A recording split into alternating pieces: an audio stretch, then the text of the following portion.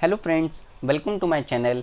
आज की अपनी इस वीडियो में हम बात करेंगे आरसीबी रिक्वायरमेंट के बारे में, जिसमें 31 वैकेंसी है जो अलग अलग पोजीशन की हैं।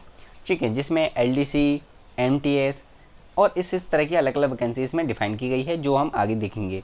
जैसे कि आरसीबी की फुल फॉर्म है regional centre for biotechnology, invites application for dynamic result oriented and dedicated eligible candidates for requirement of the following position under DBT HRD project and management unit. इस department में आपकी इसकी vacancy है ये वाली। ठीक है, the last date of submission of online application 29 May 2020 की लास्ट डेट होगी। अब देखिए, जैसे कि नेम ऑफ पोस्ट इसमें क्या क्या है। नेम ऑफ पोस्ट दे रखी है इसमें प्रोजेक्ट मैनेजर, जिसमें एक वैकेंसी है। वहीं ग्रांट एडवाइजर की है 3 vacancy. Manager administration and finance की 1 वैकेंसी है। सिस्टम एनालिस्ट की 1, सीनियर लाइसेंस की 1 वैकेंसी है। सीनियर अकाउंट असिस्टेंट की 1 है। अकाउंट्स असिस्टेंट की 3 वैकेंसी है। डेटा एंट्री ऑपरेटर की 3 वैकेंसी है। Technical assistant IT and support services के लिए 1 वैकेंसी है। फ्रंट ऑफिस असिस्टेंट में 1 वैकेंसी है। वहीं सिक्योरिटी असिस्टेंट की 1 वैकेंसी है और एमटीएस की 2 वैकेंसी इसमें डिफाइन की गई है। इस तरह से टोटल 31 वैकेंसी हो जाती हैं। वहीं इनका क्वालिफिकेशन भी डिफाइन किया गया है। प्रोजेक्ट मैनेजर में PhD degree in any area of science. Science में आपने किसी भी कोर्स में, साइंस से रिलेटेड आपने किसी में भी पीएचडी कर रखी हो, या फिर आपको 10 साल का और साथ में 10 साल का आपके पास एक्सपीरियंस होना चाहिए इस प्रोजेक्ट मैनेजर को भरने के लिए फॉर्म को। ग्रांट एडवाइज़र में फर्स्ट क्लास पोस्ट ग्रेजुएट, आपके पास पोस्ट ग्रेजुएट की डिग्री हो in any area science. Science से रिलेटेड आपके पास एक पोस्ट ग्रेजुएट डिग्री होनी चाहिए, साथ में आपके 5 साल का एक्सपीरियंस होना चाहिए। वहीं मैनेजर एडमिनिस्ट्रेशन फाइनेंस में अ post graduate degree in finance और एन एमबीए, आपके पास एक पीजी की डिग्री होनी चाहिए पोस्ट ग्रेजुएट, या फिर आप एक प्रोफेशनल क्वालिफिकेशन होनी चाहिए जैसे कि सीए और ICWA. Must have adequated IT skills, आपके पास आईटी स्किल्स से रिलेटेड आईटी स्किल्स होनी चाहिए।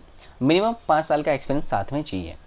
इसके बाद आता है सिस्टम एनालिस्ट में फर्स्ट क्लास एमटेक, आपने एमटेक कर रखी हो, बीटेक कर रखी हो, एमएससी कर रखी हो, एमसीए डिग्री ले रखी हो, या कंप्यूटर साइंस की MCA degree in computer science में ले रखी हो।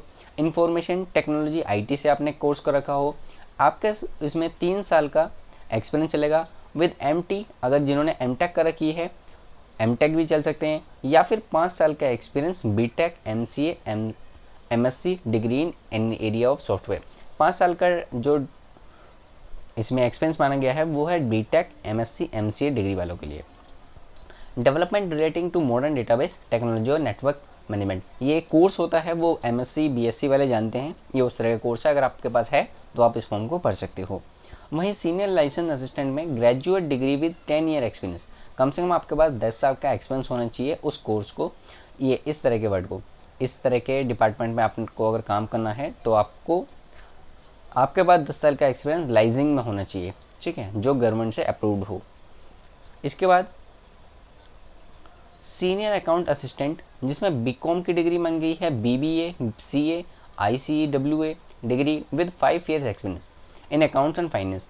अगर आपको सीनियर अकाउंट्स असिस्टेंट का फॉर्म भरना है तो उसमें आपके पास एक बीकॉम की, बीबीए की, सीए की, आईसीडब्ल्यू की आपके पास डिग्री हो, साथ में 5 साल का आपके पास एक्सपीरियंस होना चाहिए, वो भी अकाउंट्स एंड फाइनेंस में, ठीक है, और एक रेप्यूटेड ऑर्गेनाइजेशन में आपने काम करा हो। Must have adequated IT skills and knowledge of government finance rules, आपको गवर्नमेंट से रिलेटेड फाइनेंस रूल्स जो होते हैं उनके बारे में नॉलेज होनी चाहिए।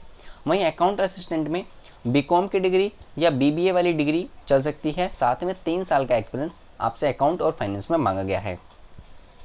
अगली पोस्ट है डेटा एंट्री ऑपरेटर की, इसमें ग्रेजुएट डिग्री मांगी गई है विद डिप्लोमा इन आईटी और कंप्यूटर्स। या तो आपके पास ग्रेजुएट डिग्री हो, साथ में एक आईटी, आपके पास एक डिप्लोमा होना चाहिए आईटी का, या फिर आपने कंप्यूटर कोर्स कर रखा हो, साथ में 3 साल का experience in data entry operations में मांगा गया है।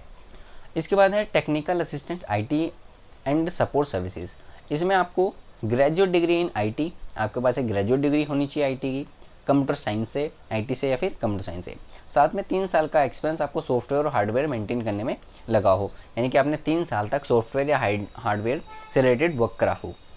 वहीं आते हैं फ्रंट ऑफिस असिस्टेंट में, जिसमें graduate degree with knowledge of the use of computer, आपको कंप्यूटर्स की नॉलेज होनी चाहिए, साथ में ग्रेजुएट डिग्री, कम से कम 3 साल का इसमें एक्सपीरियंस मांगा गया है। सेक्रेटरियल असिस्टेंट में graduate degree with knowledge of the use of computers, ठीक है, यानी कि आपको कंप्यूटर्स आना चाहिए और आपके पास एक ग्रेजुएट डिग्री होनी चाहिए इन एनी डिसिप्लिन कोर्स में।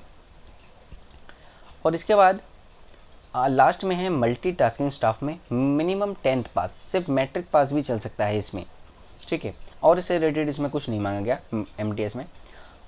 एप्लीकेशन फ़ीस देखिए कौन सी है, एप्लीकेशन फ़ीस है ए नॉन रिफंडेबल फ़ी, अगर आपने फॉर्म भर दिया तो आपको वापस नहीं होगी। जनरल और OBC वालों के लिए 1000 रुपये की फ़ीस है, वहीं SC ST PH women candidates के लिए कोई फ़ीस नहीं है, तो वो फ्री ऑफ कॉस्ट इस फॉर्म को भर सकते हैं।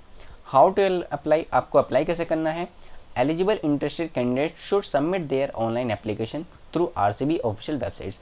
आपको इस वेबसाइट्स का लिंक मेरे डिस्क्रिप्शन में मिल जाएगा, वहाँ से आप जाकर के इस फॉर्म को भर सकते हो, ठीक है, और वो भी 29/5/2020 से पहले, यानी कि 29 मई से पहले आप इस फॉर्म को भर सकते हो। उसमें आपको एडवर्टाइजमेंट का लिंक मेरे डिस्क्रिप्शन में, साथ में अप्लाई ऑनलाइन का लिंक, दोनों आपको मिल जाएंगे।